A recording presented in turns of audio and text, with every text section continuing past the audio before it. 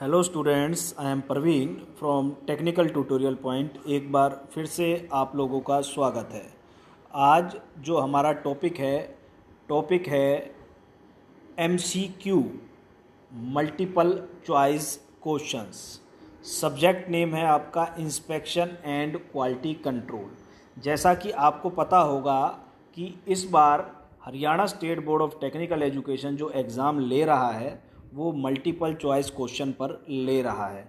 तो आपके जो 6 सेमेस्टर का सब्जेक्ट है इंस्पेक्शन एंड क्वालिटी कंट्रोल, इसके टॉप 50 क्वेश्चंस जो आपके मल्टीपल चॉइस क्वेश्चन हैं वो मैंने बनाए हैं। इससे आपको काफ़ी हेल्प मिलेगी।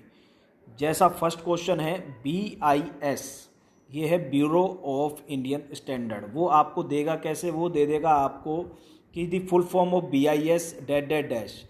फर्स्ट ऑप्शन में दे देगा bureau of Indian standard, second option में आपको दे देगा basic of Indian standard, third में कोई और दे देगा, फोर्थ में कोई और दे देगा। आपने टिक लगा देना है bureau of Indian standard. Students, अगर अभी तक आपने चैनल को सब्सक्राइब नहीं किया तो सब्सक्राइब कर दें। अगर वीडियो आपको अच्छा लगे तो इसको लाइक करें और चैनल को सब्सक्राइब करें ताकि जो नए नए वीडियो आपके पास आते रहें। और मैं इसी सेमेस्टर के बाकी 4 सब्जेक्ट्स के भी आपके वीडियो अब मैं बनाऊंगा। जो 2 तारीख को आपका पेपर है वो है E&C, एस्टिमेटिंग एंड कोस्टिंग, उसका भी वीडियो आपके पास जल्दी अवेलेबल होगा। NPL की फुल फॉर्म क्या है? National physical laboratories. OIML, इसकी फुल फॉर्म क्या है? International organisational of legal metrology. अगर कोई स्टूडेंट ये चाहता है, ये तो जैसे टॉप 50 क्वेश्चन हो गए, कोई स्टूडेंट ये चाहता है कि सर हमें पूरे इंस्पेक्शन एंड क्वालिटी कंट्रोल के पूरे नोट्स चाहिए MCQ के, तो वैसे स्टूडेंट मैं आपका डिस्क्रिप्शन बॉक्स में अपना व्हाट्सअप नंबर डाल दूंगा। तो वो मेरे व्हाट्सअप नंबर पर मुझे मैसेज कर देंगे उनको कौन से सब्जेक्ट में हेल्प चाहिए और कौन से सब्जेक्ट के MCQ उनको प्रॉपर चाहिए।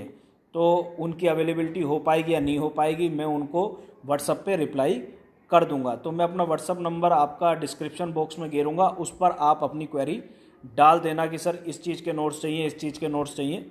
अगर अवेलेबिलिटी होगी तो मैं उस हिसाब से आपको बताऊंगा। नेक्स्ट आ गया आपका लाइन स्टैंडर्ड।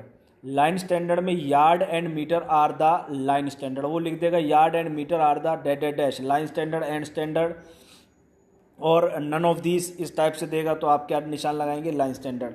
एंड स्टैंडर्ड कौन से हो गए आपके? Vernier caliper, micrometer, end bar, slip gauge. ये किसके एग्जांपल हैं? आर दी एग्जांपल ऑफ आपके एंड स्टैंडर्ड। नेक्स्ट आपका कन्वर्जन फैक्टर्स हैं। कन्वर्जन फैक्टर्स के अंदर जैसे आपको 1 मीटर में कितने मिलीमीटर होते हैं वो सबको पता होगा कि भाई 1 मीटर में सर 1000 मिलीमीटर रहते हैं, बट वो पूछेगा 1 मीटर में कितने इंच, तो आप कैसे बताएंगे? तो ये आपका यहाँ पे दे रखा है 39.37 इंच रहते हैं आपके 1 मीटर में। उसके बाद एक यार्ड के अंदर कितने मीटर रहते हैं और कितने फीट रहते हैं, 1 इंच में कितने mm रहते हैं, इस टाइप से। अब इंटरचेंजेबिलिटी लिख देगा, interchangeability refer to dash dash dash. First option में दे देगा असेंबली, दूसरे में दे देगा डिसेंबली, तीसरे में कुछ और ऑप्शन दे देगा, फोर्थ में कोई ऑप्शन दे देगा। आपको किस पे जाके टिक लगा देना है? असेंबली पे। अब वो क्वेश्चन बन सकता है कि कैलिपर मटेरियल,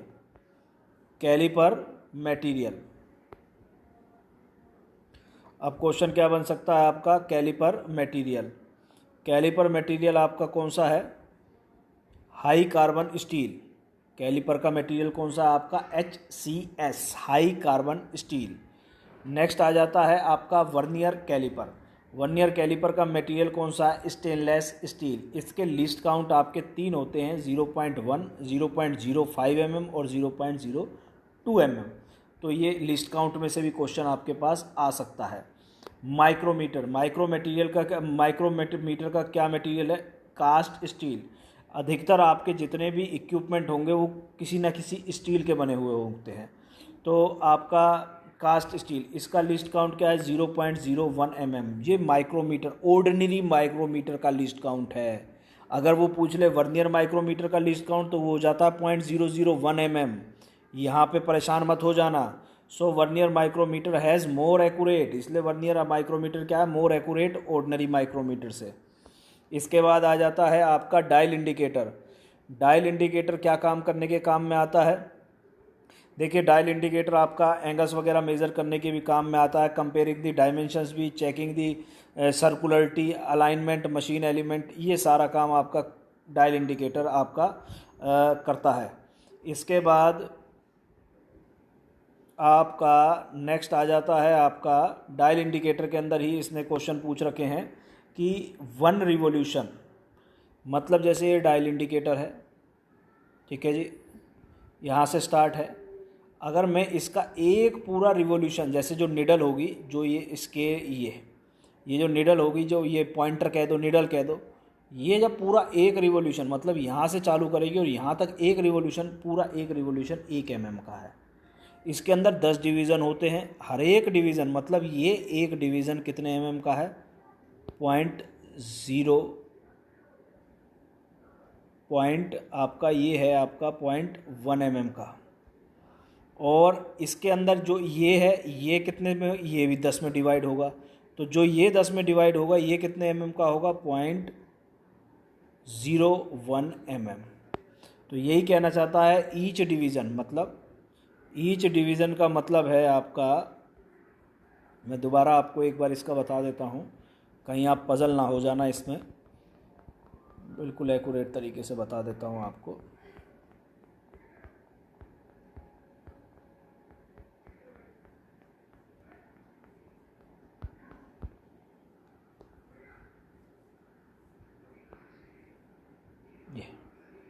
ये है, ये है, ठीक है। अब इसके बीच में होंगे 10, 1 2 3 ऐसे करते हुए 10, जो ये एक डिवीज़न है, एक ये एक डिवीज़न, ये है 0.01 mm का। एक डिवीज़न जो आपका है, ईच डिवीज़न वो है 0.01 mm का, ठीक है। और ये जो टोटल पूरा एक रिवॉल्यूशन आएगा वो होगा आपका 1 mm का। आपको शायद चीज़ क्लियर हो गई होगी। नेक्स्ट पे चलते हैं, आपका सरफेस प्लेट है अगला, मैं इसको रब कर देता हूँ।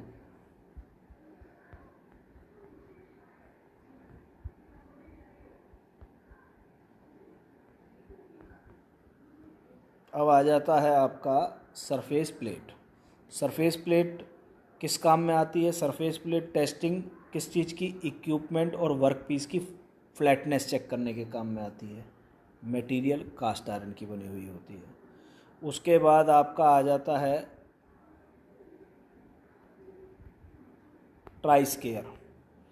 ट्राई स्केयर आपका स्केयरनेस चेक करता है, इस टाइप से होता है, आपने देखा होगा, इस टाइप से होता है ट्राई स्केयर। इसमें ये तो होता है आपका ब्लेड और ये होता है स्टोक। स्टोक बना रहता है कास्ट आयरन का और बना रहता है स्टील का। इसके बाद आ जाता है आपका प्रोटेक्टर। प्रोटेक्टर क्या होता है? मेजरिंग डी जिसको बोलते हैं, वो क्या मेज़र करता है? एंगल्स मेज़र करता है। उसके बाद आ जाता है आपका साइन बार। साइन बार क्या काम करता है? मेजरिंग करता है एंगल्स को। साइन बार किसका बना रहता है? हाई कार्बन स्टील का और हाई क्रोमियम स्टील का। नेक्स्ट आ जाता है क्लिनोमीटर। ये क्या मेज़र करता है? ये मेज़र करता है एंगल। नेक्स्ट होता है कॉम्परेटर। कॉम्परेटर क्या करता है? Compare the dimensions of component. ये कंपेयर करने के काम में आता है डायमेंशंस ऑफ कंपोनेंट। नेक्स्ट पे चलते हैं। नेक्स्ट आ जाता है स्लिप गेज। स्लिप गेज का मटेरियल कौन सा होता है? Harden steel. ये क्या काम करने के आता है काम में? Check the accuracy of measuring instrument. Tool room microscope, ये एक ऑप्टिकल डिवाइस है, पहले तो मेज़र करता है पिच और थ्रेड एंगल। नेक्स्ट आ जाता है प्रोफाइल प्रोजेक्शन। नाम प्रोफाइल है तो प्रोफाइल ऑफ कंपोनेंट चेक करने के काम में आता है। प्लेन प्लग गेज क्या करता है? चेक होल करता है, वियर रेजिस्टेंस स्टील का बना रहता है। प्लेन रिंग गेज की बात करूं तो वो चेक करता है साइलेंड्रिकल होल, ये भी वियर रेजिस्टेंस स्टील का बना रहता है। नेक्स्ट आ जाता है स्नैप गेज। ये साइलेंड्रिकल और नॉन साइलेंड्रिकल दोनों वर्क पीस का आपको चेक करने के काम में आता है। ये भी किसका बना रहता है? आपका वियर रेजिस्टिंग स्टील का बना रहता है ये भी। नेक्स्ट आ जाता है आपका taper ring gauge. Taper ring gauge क्या चेक करने के काम में आता है? Internal taper.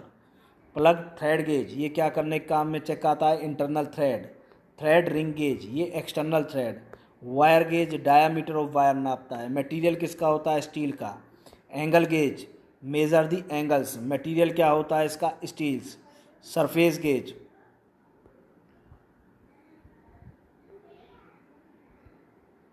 सरफेस गेज क्या चेक करने के काम में आता है? Centre of cylinder. सीपी की फुल फॉर्म होती है प्रोसेस कैपेबिलिटी। यूएसएल होता है अपर स्पेसिफिकेशंस लिमिट। सिग्मा होती है प्रोसेस स्टैंडर्ड डेविएशन। एलएसएल होता है लोअर स्पेसिफिकेशन लिमिट। सीपी होता है upper specification lower specification limit amount में 6 sigma. Value of CP process capability की वैल्यू अगर 1 से छोटी है तो वो इनकैपेबल है, अगर 1 से 3 के बीच में है कैपेबल है, और ग्रेटर देन 3 है तो वेरी कैपेबल है। जो जितनी कम कैपेबल होगी उसमें उतनी ज़्यादा इंस्पेक्शन की ज़रूरत पड़ेगी, जो जितनी ज़्यादा कैपेबल होगी उसमें उतनी कम इंस्पेक्शन की ज़रूरत पड़ेगी, ये भी ध्यान रखना। मीन निकालना होता है कि समेशन ऑफ एक्स अपॉन में एन। मैं करके भी बता देता हूँ हल्का सा। जैसे आपको 1 2 3 4 और 5, तो 5 4 9 10 3 13 और 2 15 अपॉन में 5, मतलब इन सबका समेशन अपॉन में टोटल नंबर। समझ गए? इन सबका समेशन अपॉन में टोटल नंबर, ये होता है मीन और अरिथमेटिक मीन। मीडियन होता है n+1 अपॉन में 2 th item. Coefficient of standard deviation होता है सिग्मा अपॉन में x का मीन।